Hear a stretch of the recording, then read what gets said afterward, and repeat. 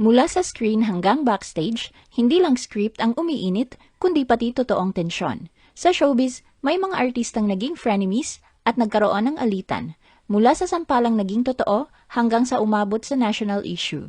Kilalanin ang mga Pinoy celebrities na nagbanggaan habang nasa trabaho. The Philippine Showbiz List presents Pinoy celebrities na naging magkaaway habang magkatrabaho. Angel Locsin and Angelica Panganiban.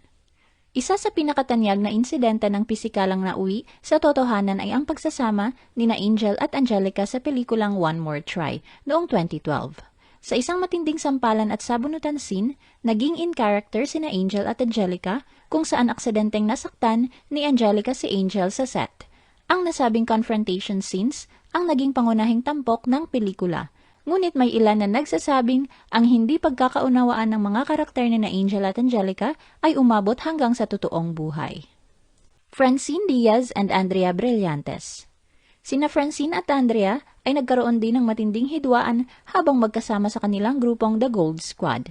Ang kanilang alitan ay nagsimula sa personal na issue at love team complications, lalo na nang kumalat ang balitang sinugod di umano ni Andrea si Francine sa isang dressing room dahil sa selos kay Seth Fadelin. Bagamat naging magkatrabaho sila sa mga seryeng tulad ng Kadenang Ginto at Huwag Kang Mangamba, napansin ng mga fans ang lumalalang tensyon nang i-unfollow nila ang isa't isa sa social media at maglabas ng mga cryptic posts. Bea Alonzo and John Lloyd Cruz. Bago naging successful ang love team ni Bea at John Lloyd, dumaan din sila sa matinding alitan at hindi pagkakaunawaan habang magkatrabaho. Inamin ni Bea na noong nagsisimula pa lamang sila, partikular na noong 2004, ay umabot sa 3 taon na hindi sila nagpapansinan. Ayon kay Bea, naging mutual dislike ang naramdaman nila dahil nayabangan si Bea kay John Lloyd, habang si John Lloyd naman ay naiinis sa pagiging mahirap katrabaho ni Bea dahil sa kanyang pagiging baguhan noon. Kinailangan pa silang iwan ng kanilang direktor na si Laurente Jogi sa isang silid upang mag-usap at piliting ayusin ang kanilang relasyon para sa ikagaganda ng kanilang mga proyekto. Chris Aquino and Vice Ganda. Ang relasyon ni Chris at Vice ay dumaan sa matinding lamat matapos magsama sa 2012 film na Sister Akas. Ipinaliwanag ni Chris na lalo pang lumayo ang kanilang samahan nang tanggihan niya ang alok na mag-guest sa entry ni Vice para sa 2017 MMFF na Ganda Rapido, The Revenger Squad. Ayon kay Chris, nadismaya si Vice sa kanyang naging desisyon, ngunit iginiit niyang pinili niyang tumanggi dahil ayaw niyang mapagitna sa pagitan ni Vice at Coco Martin na mayroon ding entry sa naturang film festival. Ibinunyag din niya na si Bimbi ang naging daan upang sila ni Vice ay muling magkaayos. Marian Rivera and Lovie Poe. Sina Marian at Lovie ay minsang nagkaroon ng cold relationship na nauwi sa issue ng umano'y snubbing sa loob ng studio at maging sa parking lot ng GMA Network. Ayon sa mga ulat, may ilang pagkakataon sa set ng Sunday All-Stars at sa mga public events kung saan binabati lamang ni Lovie ang asawa ni Marian na si Dingdong Dantes, habang tila hindi naman pinapansin ni Marian kahit magkalapit sila.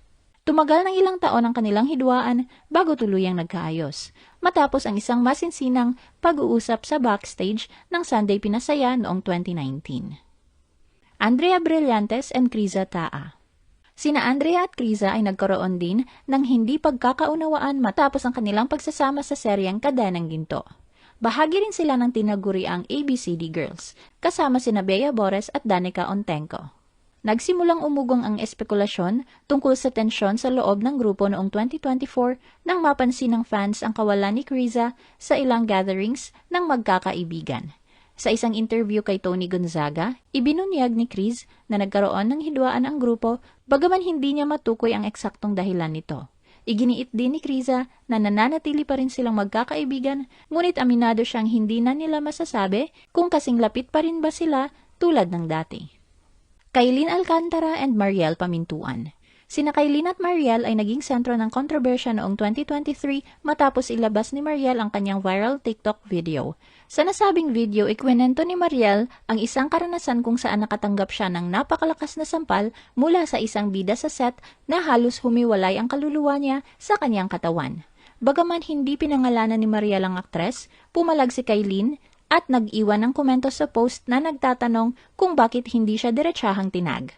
Walang kumpirmasyon mula kay Mariel kung si Kailin ba ang tinutukoy niya sa sampalan scene. Lovie Poe and Erich Gonzalez. Sina Lovie at Erich ay naging sentro ng balita noong 2018 dahil sa kanilang madugong eksena sa shooting ng pelikulang The Significant Other. Sa gitna ng isang matinding sampalan scene, hindi sinasadyang nasugatan ang daliri ni Erich matapos itong sumabit sa suot na hikaw ni Lovie na nagresulta sa pagtigil ng production. Dahil sa tindi ng emosyon at pisikal na sakit, nauwi sa totohanang iyakan ang set at naging distant sina Lovie at Erich sa isa't isa sa loob ng ilang oras matapos ang insidente. Chris Aquino and Rufa Gutierrez. Isa sa pinaka-memorable na alitan sa live television ay ang hidwaan ni Chris at Rufa noong 2010 sa programang The Buzz. Nagsimula ang tensyon nang magbigay ng komento si Chris tungkol sa paglipat ni Rufa sa kabilang network, na sinundan ng pagpuna ni Chris sa reaksyon ni Rufa habang nag-i-interview sila. Sa gitna ng live broadcast, diretsahang pinagsabihan ni Chris si Rufa. Dahil sa tindi ng sama ng loob, biglang nag-walkout si Rufa sa kalagitnaan ng show at hindi tinapos ang episode. Ang insidenteng ito ay nagdulot ng malaking lamat sa kanilang pagkakaibigan at naging mitya ng palitan ng mensahe sa pagitan ni Chris at ng ina ni Rufa na si Annabel Rama. Marian Rivera and Katrina Halili. Ang alitan ni Marian at Katrina ay nag-ugat sa matitinding sampalan at sabunutan scenes sa Marimar na naging personal at tumagal ng maraming taon. Muling nabuhay ang tensyon at naging mailap sina Marian at Katrina sa isa't isa nang muli silang magsama sa programang My Beloved noong 2012. Gayunpaman, nauwi sa magandang pagbabati ang lahat nang magkaayos sila noong 2017. Naging simbolo ng kanilang friendship ang pagkuha ni Katrina kay Marian bilang ninang ng kanyang anak na si Katie. Bilang pagpapakita naman ng pagmamahal, kinuha ni Marian si Katie bilang flower girl sa kasal nila ni Dingdong Dantes. Bella Padilla and Marian Rivera. Sina Bella at Marian ay nagkaroon ng matinding hindi pagkakaunawaan noong 2010 habang ginagawa ang primetime series na Endless Love. Bagaman agad silang pinag-ayos ng GMA management upang matapos ang serye, hindi umano nagkaroon ng ganap na closure ang dalawa. Hindi rin agad natapos ang issue dahil sa mga usap-usapang may kinalaman sa di umano'y pagseselos ni Marian kay Bella na sinasabing nauwi pa sa isang tensyonadong komprontasyon sa loob ng banyo. Lumipas ang mga taon na nanatiling malamig ang kanilang relasyon, ngunit pagkatapos ng 4 na taon ay nagkaayos din sina Bella at Marian. Heart Evangelista and Marian Rivera.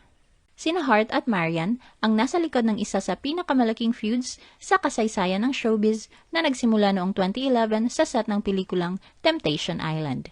Ang alitan ay nag-ugat sa di umano'y hindi pagkakaunawaan tungkol sa mga fans at sa trabaho, na humantong sa tinaguriang airport scandal, kung saan hinarap di umano ni Marian si Heart sa airport pagka-uwi nila galing Ilocos. Gayunpaman, matapos ang mahigit 1 dekada, nagulat at natuwa ang publiko nang magsimulang mag-interact sina Heart at Marian sa social media at tuluyang magkaayos. Kim Chiu and Maha Salvador. Sina Kim Chiu at Maha Salvador ay dumaan sa isang masakit na pagsubok sa kanilang pagkakaibigan habang magtatrabaho sa teleseryeng Ina, Kapatid, Anak noong 2012. Ang kanilang matinding tampuhan ay nagsimula nang pumutok ang balita na ang ex-boyfriend ni Kim na si Gerald Anderson ay naging boyfriend na ni Maha.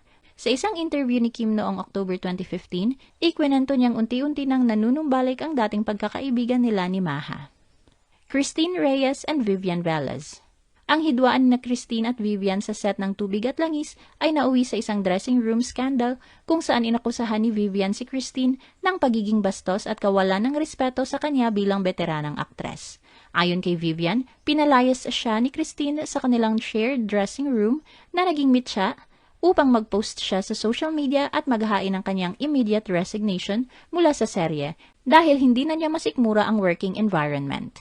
Bagaman humingi ng paumanhin ang kampo ni Christine at sinabing nagkaroon lamang ng hindi pagkakaunawaan, nanindigan si Vivian at tuluyan ng pinatay ang kanyang karakter sa programa. Alex Gonzaga and Dina Bonnevie.